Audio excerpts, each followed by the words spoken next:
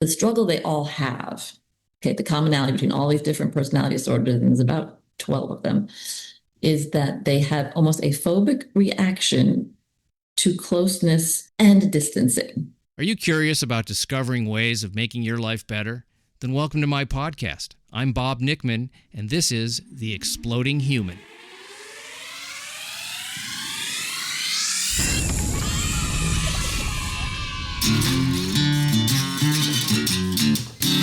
Listen in while I talk with all kinds of people in the fields of personal growth, health and healing, alternative therapies, psychology, spirituality, environment, and the future.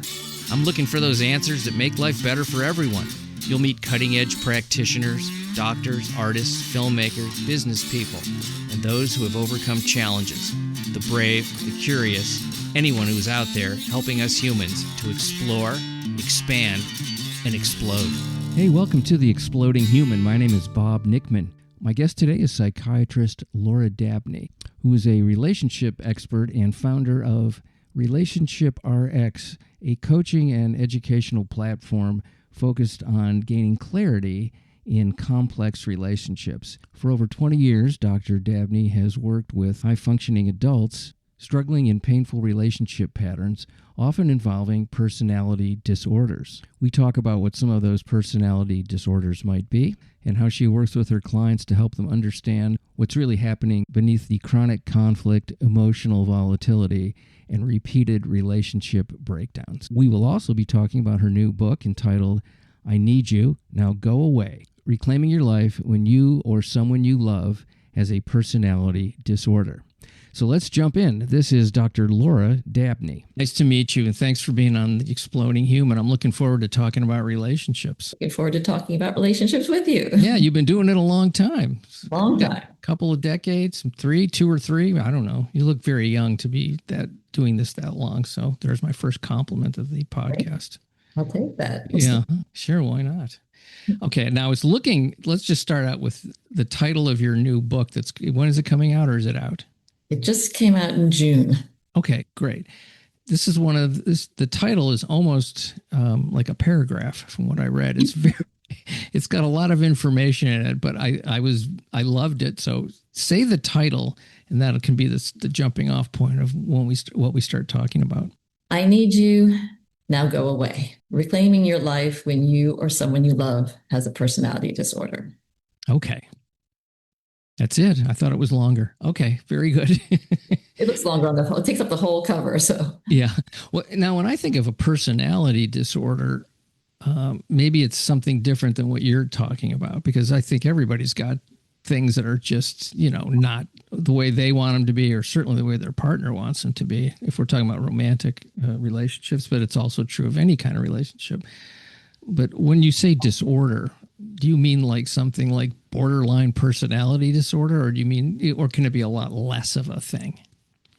So maybe we're talking about the difference between personality quirks or people's personalities can affect other people, can be a little annoying or what have you, and a personality disorder, which is the worst term, but that's what they get. It kind of is, because it implies that something really wrong, like you're an inch away from a mental institution.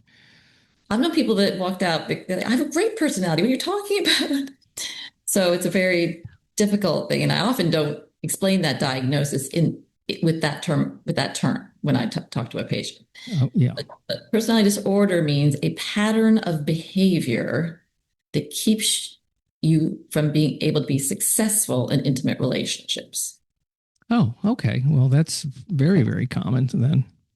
Well, borderline personality disorder is just one of them. Narcissistic personality disorder is another. And the reason I wrote the book is because that's all everybody talks about. But there's a whole bunch more. And more importantly, isn't the one specific one, but the struggle they all have. Okay, the commonality between all these different personality disorders, and there's about 12 of them, is that they have almost a phobic reaction to closeness and distancing. So they get stuck in this, right.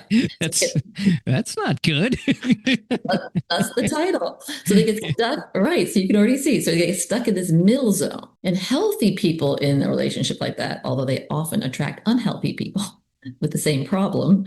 But if they track someone healthy, they're going, what is it? They just feel so jerked around because as soon as closeness starts, they're pulling away, but they won't stay away. Then they start pulling the person back in. And it's just this whipping back and forth. That's obviously very unhealthy. So it's like an unhealthy dance is really what you're saying that is going on. Yeah. And I always wonder, where, just personally, where I am in those things and where's my wife in those things. And are we doing that today, or maybe today's a day off? I'll send you a book. Yeah, because, and then you have this idea of an event or something that, anything where the perception is different based on the past, the two people's different pasts. They can see something completely different. And I try to look at what was the intent. I think that's sort of important too. Was the intent to be controlling? Let's say we'll just pick controlling. Was the intent to be controlling, or was the intent, I think I'm actually trying to help here, the other person is taking it as something that it isn't, or at least that you didn't intend. And maybe it is controlling and you don't see it that way yourself, but the other person is very justified in seeing that. I'm just picking one aspect of relationships, which is, because I mean, the idea of wanting things to go your way is a very human thing. I mean, it's part of the survival thing. And it's like, well, I like when shit goes my way. I like it. I can already tell you Mm-hmm. with some confidence, you don't have a personality disorder because you're able to sit here and talk about somebody being on a different page from you. Yeah. Okay. That's where it starts with people with personality disorders. Is that difference to them feels like you're on two different planets. Yes. And they get extremely anxious, and they do one of two things. They have to be, they think love means being on the exact same page all the time. They can't do what you're doing and thinking, well, she's on a different page. Maybe she needs that. Maybe she needs this.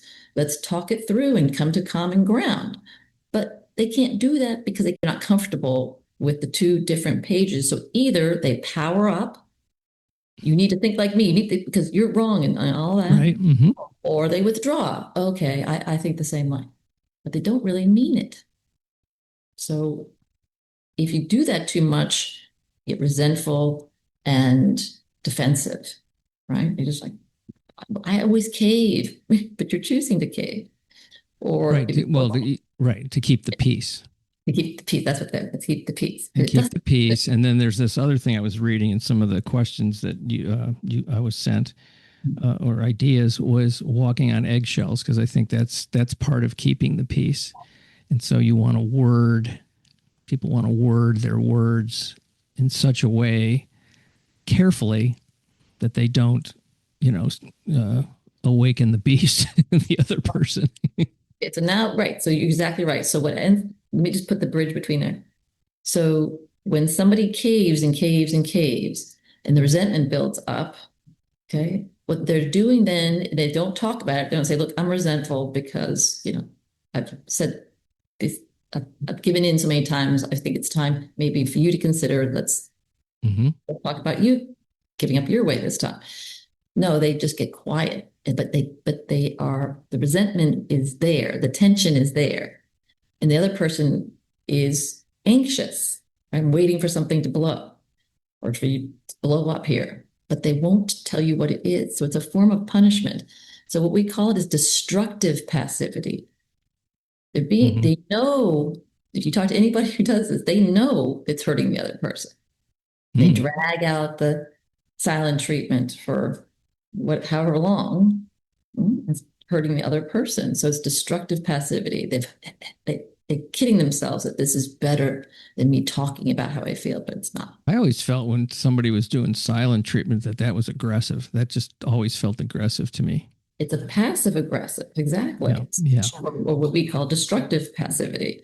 You're being quiet, but it's punitive. It's not being quiet. Let's say, a teenage child has decided to not study for his test. Well, you may stay quiet there because you're supporting their independence. That's a constructive passivity. I'm doing it to help the relationship because he doesn't want to know what I think. He Well, doesn't ask me what I think. well, it's yeah, and based on the history of whatever that parent-child relationship is, that may be the best thing to do in a certain moment. And other times you want to be adamant about what they need to do. If it's life or limb, absolutely. You're not driving that car. You're going to do X, Y, Z. That's the best part of parenting, is that you have the power to take things away and that they like. And that is really a powerful tool. They might hate you for a while, but when my kids got older, they all said to me, I have 3 children. They're all adults now, but they've all said, "I'm glad you taught us how to work." Oh, yes. I did this. Uh, My son actually, in his medical school interview, they said, "Oh my gosh, you had a job in college. We really respect that." He came back and thanked me. oh, So wow. I was going to pay for anything more than I was paying for. I said, you take your summer money and you make it work all year round. You budget it. Otherwise, you're got to get a job." And of course, both of them pushed it and got jobs.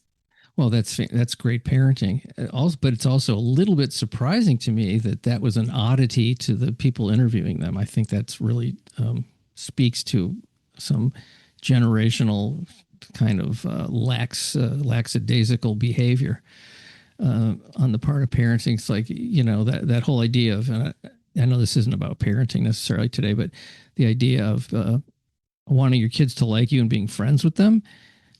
That is not a helpful attitude from what I found, or Right. even wanted to do. Right.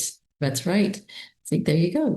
But what happens in personality disorders is that not only do they do the things we've talked about, but the other gift you have as a parent is be able to talk through the relationship with your middle school and on child. What is going on? You want to recreate a PG version of an intimate relationship with them. Yep.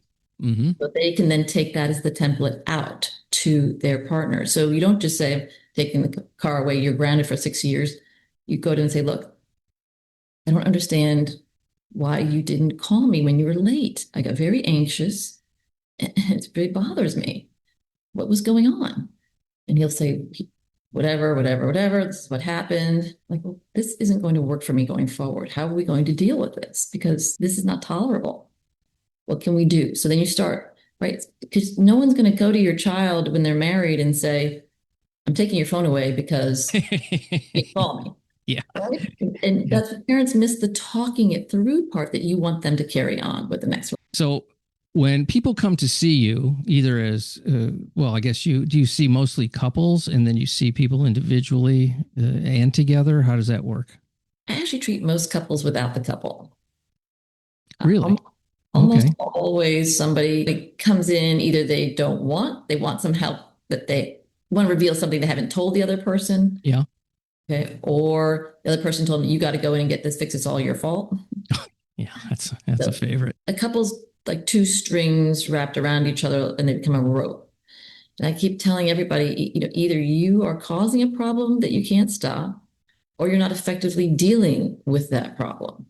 So both people are involved. And all you have to do is change one pattern to make that rope not a rope anymore. One person Okay. pulls out, does something different. Amazing how many people don't realize they can come in for couples counseling by themselves and make a difference, huge difference. Mm-hmm. I also do treat, some people do come in together. That's an interesting dynamic. I've done that, and I found it to be a mixed experience, Yeah, depending on the week. it's sometimes harder because I get into someone's dynamics and then I have to do the other person's dynamics, and it can be not enough time. Well, not enough time, and then the aftermath when you're not there and they're back together again, and something's come up that maybe felt one way in the therapy, and then you get back to the regular life, and it's like, well, you said this. No, I didn't say that. I didn't mean that. That's not what that's not. Well, I can't trust that you're going to tell the truth, and there's all these things that can come up. I didn't know you. I guess I didn't know you felt that way. Is probably a good thing to hear. When they say that. When they say that, that could be probably a good thing. Yeah. Depending on what that thing is. Exactly. So there's sort of problems being together and then not being together in the session. So most people come in. I'm going to guess. I'm just going to guess it's female motivated more than male motivated.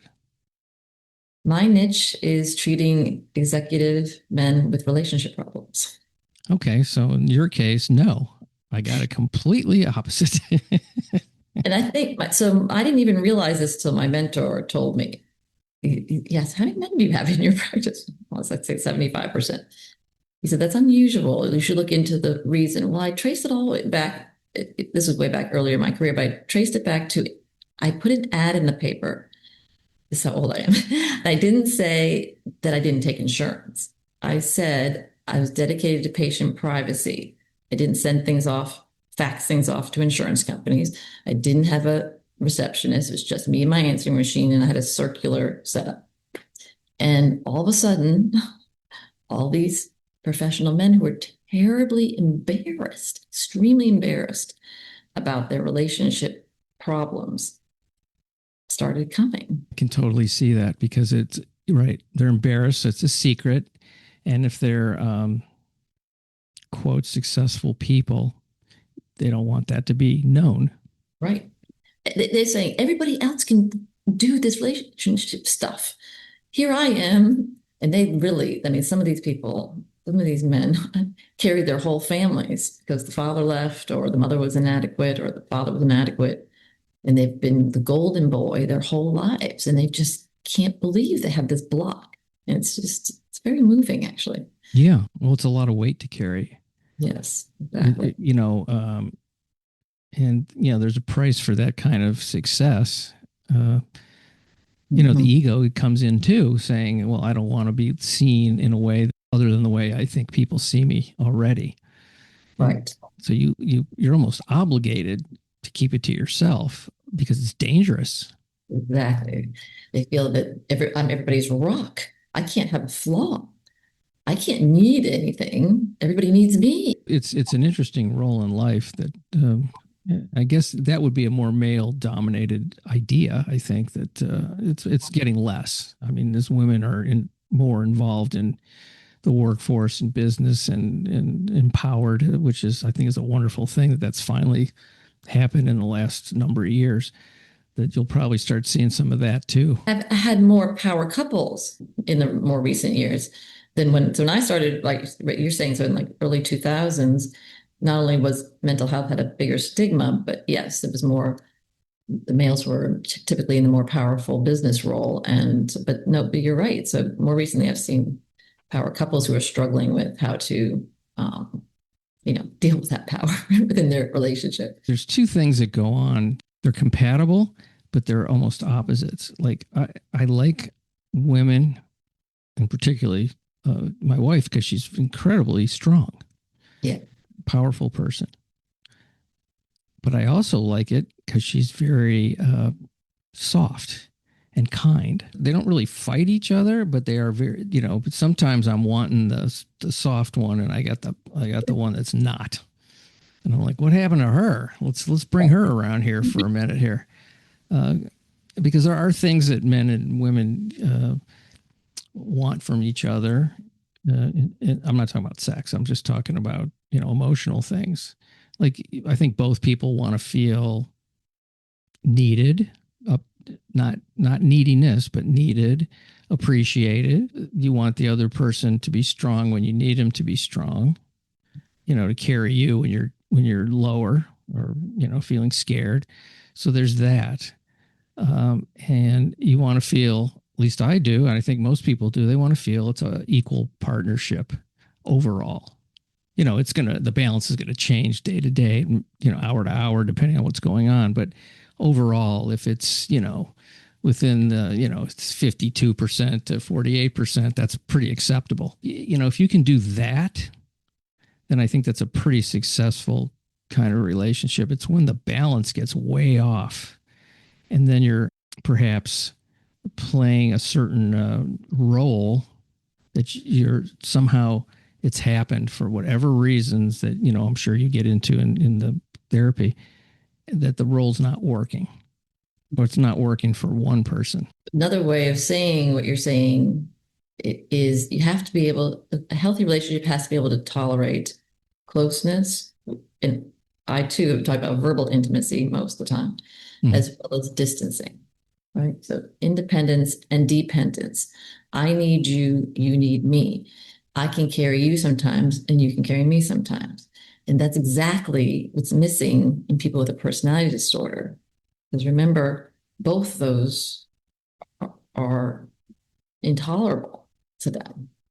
And that's why they're the people who can't, the ones who are chronically unsuccessful in relationships, ones who are married, 5, 6, 7 times, or keep dating and breaking up, dating, breaking up, dating, breaking up.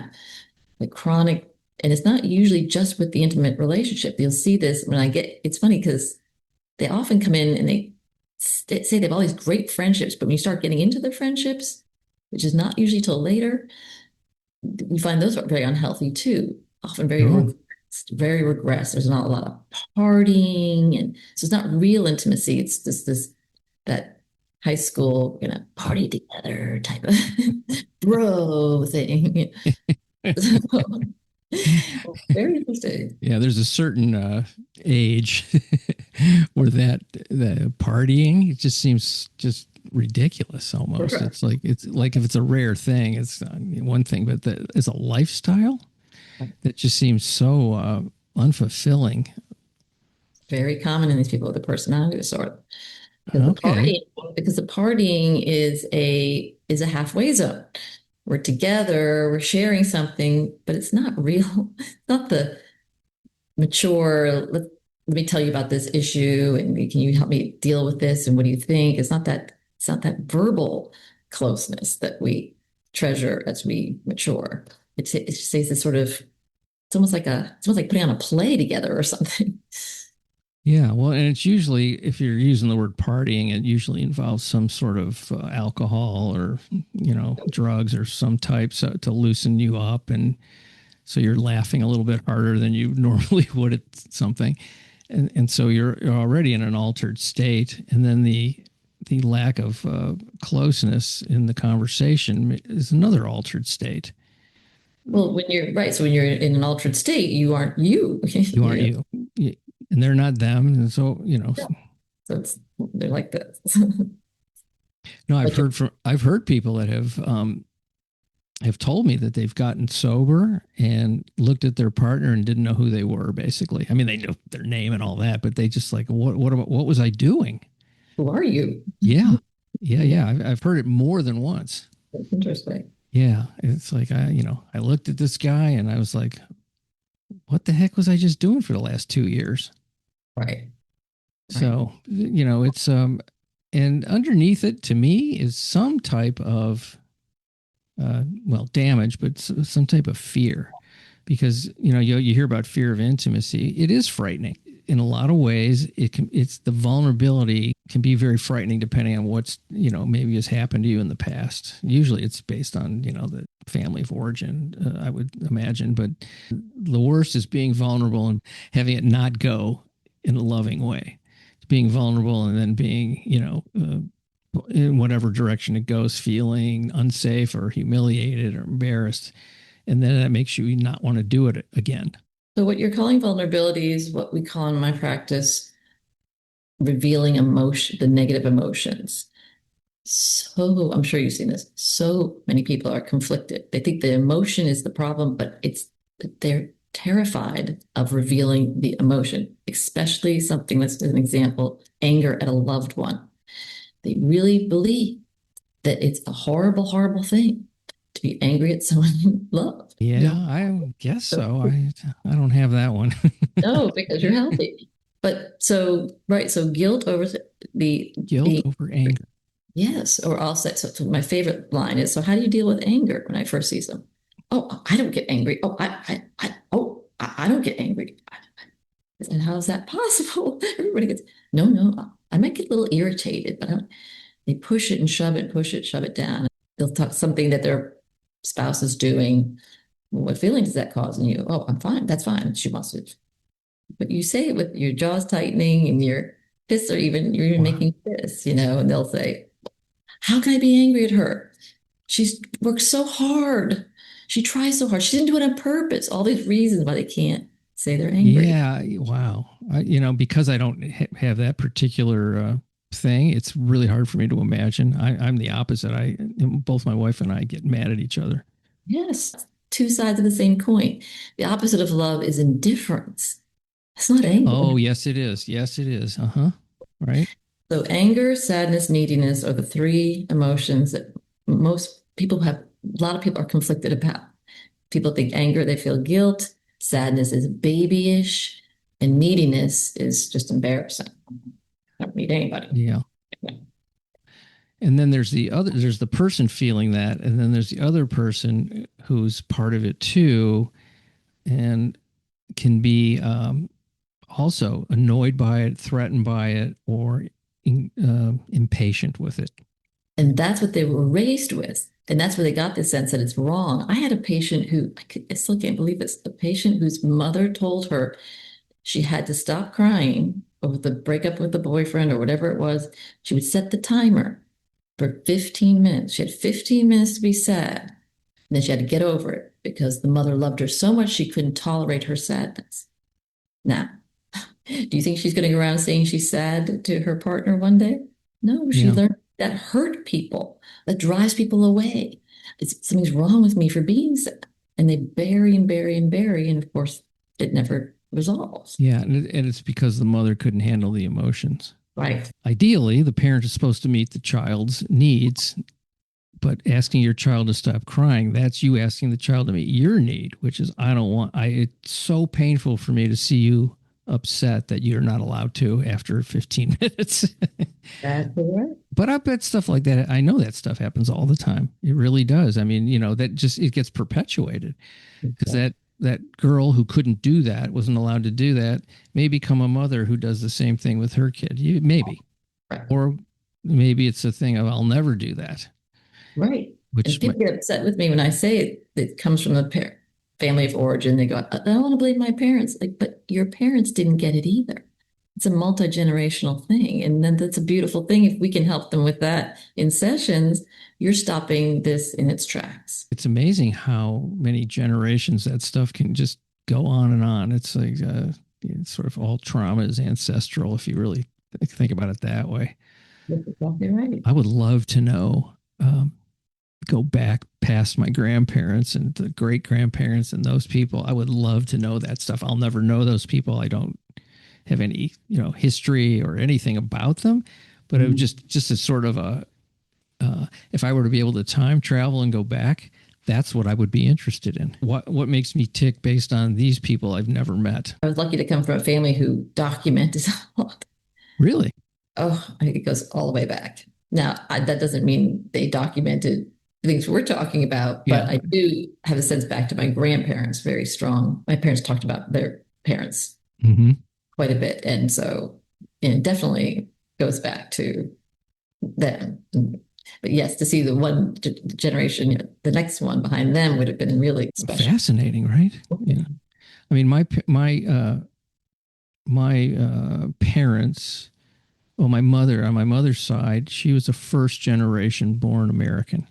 Mm-hmm. Her parents came from Russia, or late 1800s. And then the Depression hit when my mother was young.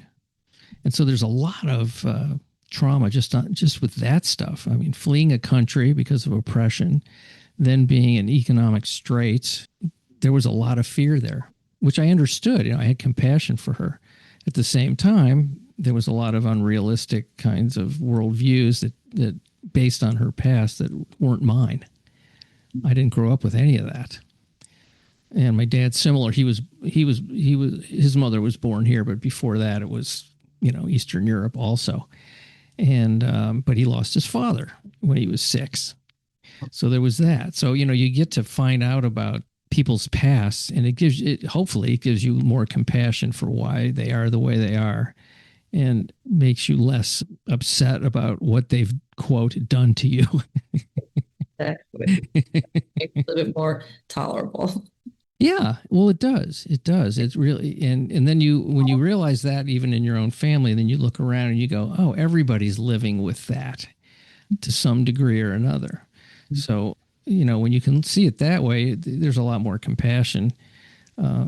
And, it's hard, but it's hard sometimes when you're dealing with people that are incredibly difficult and just, or, worse than that, just, outright nasty. So these people, these men that come to see you, these super successful guys, executives or whatever they are, what are some of the biggest common things that they've been keeping to themselves? They want to be in control of everybody. They're not keeping it to themselves, but they're not admitting that to themselves. Oh, okay. And so, just as one example, if they're, let's say, dating somebody, because oftentimes they're not married or have been married several times and are not married, and they want to see this particular person, then the adult children don't like this person because they're in a relationship with someone who's not healthy because they're not healthy. And then there's just this back and forth trying to get the kids to like this person by either lying, sneaking, getting mad and blowing up, all the things we're talking about, the bearing or blowing syndrome. And that's typically when they come in, it's either that's an extreme version, but that's some version of that. They're having affairs, multiple affairs, let's say, or one affair. And they're hiding, sneaking, trying to control the wife, trying to control the paramour. So juggling all these different things, trying to stay the one in charge, the one in control of everything to keep that golden boy status in their mind. But they're very unhappy. That's another thing they don't realize. They'll tell you with tears coming down their face sometimes. That's incredibly powerful when I think about, because there's that sort of facade of, I got it going on, man. I got this on the side. I got this going on. I got it. I got my boat. I got my house. I got my kids. Yeah. They can't even say, sometimes the tears coming down, like, but what would you think if someone was feeling if you saw them with tears rolling down their face? And they'll immediately say sad. But you're not putting that word to you. Oh no, I'm not sad. I can't be sad. How can I be sad? That's for babies. That's for people who are, weak. Weak. That's for weaklings. And I think everyone's got something like that. Sure. I mean, I know they do because I talk to people about this kind of stuff all the time. And, because I'm fascinated with how the mind works and how people become who they are. Right. And so I do ask people, questions like about things that happen to them, or, what are you thinking right now? What's going on with you? I mean, I'm not any trained in anything. I'm curious because I find this whole idea of being a human being incredibly fascinating, how we move through the world and react or not react, but mostly react. Even a non-reaction is kind of a reaction sometimes, a shutdown. What I found is that when you maybe reveal something, the other person begins to feel safe to actually talk about themselves, and they feel that, it's better. It's like a connection, because feeling that you're the only one is a really bad feeling. And knowing that you're not is a pretty decent feeling. It's and I'm sure, like, when you have these guys that have built up that kind of armor, and then they talk to you and they realize, oh, I'm not the only one. That must be a very special moment. In fact, when I told you I couldn't tell most people that they have a personality disorder when they first come to see me, because I don't really know sometimes, because they come almost always with some other complaint. Mm-hmm. It usually involves one of these conflicted emotions. But also they wouldn't be able to hear it because, like you said, they're defended so much that they don't realize they are, but they are very defended against closeness and distancing, that they're, if I say I can see this in you that they can't see, it feels very invasive. So it feels too close. And they'll go, oh, I'm out of here. Or if I miss something, that they said that was important, and they're going, you don't see it the same way. Well, you're too far away from me, so I'm out of here. So I have to be very careful and stay in that middle zone while we talk about whatever the other issue is. And by then the trust builds that I haven't humiliated, like you were talking about earlier. I haven't humiliated them, shamed them, guilt tripped them, punished them. that they can have these emotions and be in a safe place, because that's what their parents didn't do. So I have to sort of recreate that childhood situation in a healthier way. Yeah. And then we can start talking about, they're more comfortable talking about these things, and I can more comfortably say things I need to say that will help them grow. I wonder about, as a species, if we're ever going to evolve I think individuals can, but I'm not sure as a species we're making much progress in those areas. I mean, everybody asks me, why don't we have this in the schools? Why don't we have how to have a healthy relationship? I agree. I've thought about this for years about what do you really want to teach children? But you'd probably get some blowback from parents who would be threatened by it. Oh, sure. Yeah. I mean, I always thought there should be a life skills class, and that this would be part of it. Now, I had this teacher. This was great. I just thought of this. I forgot about this guy. There was a teacher in my high school, and I graduated high school in 1972. So this was probably 71, 72. And there was sort of post-hippie things going on with, a little more woo-woo even in the high school that I went to. And this guy taught a class called Human Relations. It was one of the most important things in terms of things you did at school. And he would show movies that would really evoke a lot of very big discussions. And some kids could do it.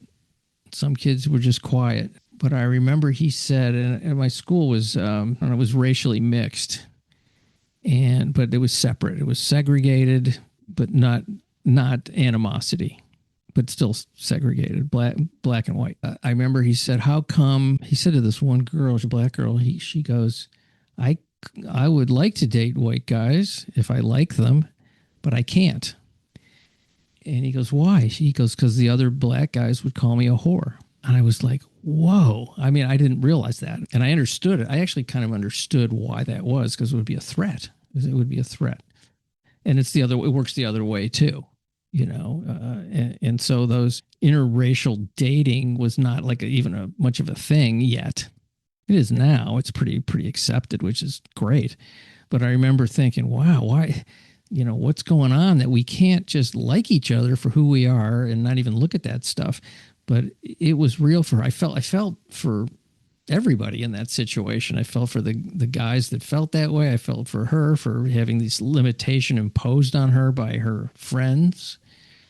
And it was an interesting, but that's the kind of stuff that actually went on in that class. And I remember him talking about having a student come to him with some problems, and they were super upset, and they were almost in tears. And he goes, "You know what I did? I touched their shoulder, and it changed everything within that." I'm not saying that works for everything, but it did. He goes, it was just somebody that needed to know that somebody actually gave a shit about him and was listening. Sometimes those simple little things are like really powerful. I'm talking way too much. You're the shrink. It was amazingly brave of her to say that in a class. Yeah. But people, how insightful she must have been at that age to have that 16. I mean, just a young, the knowledge and the bravery to point out the dilemma she was in, the conflict she was in. And I'm assuming that a lot of people felt that way, but they were afraid to say it. Well, that's probably part of the segregation. Was not only could you not have a boyfriend, but even friends might be seen as a rejection of the race. If you have a boyfriend, that might have the same repercussions. So we get to deal with a lot of aspects of our social systems that affect us, emotionally too. It's not just boy girl or whatever genders you are interested in. I think the more we stay curious about ourselves, if you stay curious about your role in your problems, if you can hold on to that, and realize you can change your response. That's the thing. A lot of patients come in and they've been doing the same thing. That's the only difference between a healthy relationship and unhealthy relationships, is that in healthy relationships, we see the pattern. We can come back and go, okay, wait a minute. Why do we always argue about when we go on vacation? What is going on? Curiosity, the insight, as opposed to black and white, who's right, who's wrong. So you get to change those patterns by you altering something instead of just going into the pattern, asking what is the pattern, instead of powering up when you're on a different page. What if you said nothing and just set back? Same thing. If you always withdraw during a conflict, what if you stepped up and said something? You can change your relationships. You don't have to wait for someone else to change, and you don't have to abandon it necessarily. That is one of the fears, though, the risk of losing it if you do stand up for yourself, because that could happen. That is a possibility. If I change or the other person changes, it's just not going to work. But if it's not working now, maybe that isn't such a risk. Right, exactly. Yeah. We know it's not working now. So doing the same thing over and over and getting, it's like beating your head against a wall. Let's try changing it. Yes, you might not get the best reaction, but now you know that doesn't work. And maybe try something else and that doesn't work. Well, then that may be the end of the relationship. But you can say, at least you tried. At least you made changes to try to make it better. And if you're not getting the reception, then there's probably nothing else you can do further. Yeah, that fear of maybe not having it can be really, really strong to prevent people from taking a risk. We have to talk about that all the time. What would happen if? Okay, let's say they did leave. What happened if? But it's good to talk it through and kind of ride it to the end. That's right. It usually comes to when you say, well, what if that did happen? Well, then this could happen. Okay, what if that happened? Yeah. Well, then this could happen. And when you write it down all the way to the end, for me, it comes to, I'll be destroyed in some way. Exactly right. I'm going to die broken alone. Right. And then those I'm laughing because it's always, when I take it through, it is laughable because that's not going to happen. Exactly. I do that when people say they're too afraid to talk about sadness, anger, neediness. So what if you were to say that you were angry about something? Oh my God, well then she's going to do that. Then what? And then I do say that. And then she's going to leave me and she's going to hate me. So, okay. So if you say you're angry, she's going to leave you and hate you. Is that really Is that really going to happen? Yeah. And the initial reaction that the other person that you're afraid of the other person's going to have may actually happen. Right. It can't be sustained. You can't sustain that level of like, oh, you said this to me, I hate your guts. Well, you can't hate somebody's guts all day long, every day, especially when you've been with them for a period of time. That goes away, and then the next thing comes up of like, oh, that really did make me think about this, and hopefully it's enough of because that initial reaction can be very strong with somebody when you give new information like that. This happens when with the sadness and feeling weak or childish or whatever it is. The other fear is they're going to go into a major depression. So just like you said, they think it's going to last forever. Yes. And I said, you know what's funny about that is no one ever says, I'm afraid of being happy because I might become manic. Chronically happy, that would be terrible. Right. Because we all know inherently that feelings shift and change. So sadness isn't going to stick around. It's not what major depression is. No. Well, the other thing too is, and I had somebody say this to me, like a lot of people are afraid that once they start crying, if they're honest about what's going on and they start crying, that they won't be able to stop. Yes. But the human body is not capable of continuously crying day after day for 24 hours, week after week. What's the longest you've ever cried in one crying time? It's like 15, 20 minutes maybe, and then maybe you'll do it again, but it doesn't become a permanent state. I had a patient who never grieved. Is another thing that leads to dysfunctional relationships and emotional problems, that they can't grieve the fact that their parents weren't who they wanted. So they were the perfect child. These are the perfect golden boys. But they never were able to say, my parent let me down, and we all have to grieve the fact that our parents are perfect. We went from, they were perfect when we were in elementary school. We realized they're not, and it's okay. Yeah.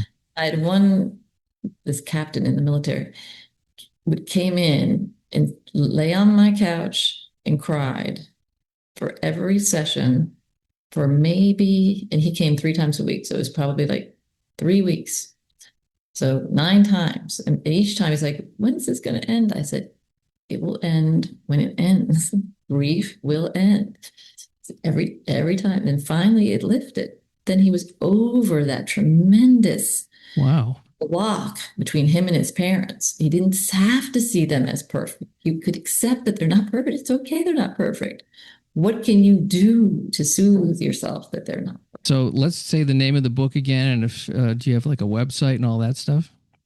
Sure. So it's I Need You, Now Go Away, Reclaiming Your Life When You or Your Loved One Has a Personality Disorder. And you can find me at relationshiprx.com and relationshiprx.com, all one word without the dot, is my handle on Instagram. Oh, okay. So it's a relationship prescription. Exactly. All right. Well, thank you so much, Laura. I really appreciated talking to you today. Thank you so much. Much appreciation for you folks listening to The Exploding Human. The website is theexplodinghuman.com. You can also listen on YouTube. That is The Exploding Human with Bob Nickman.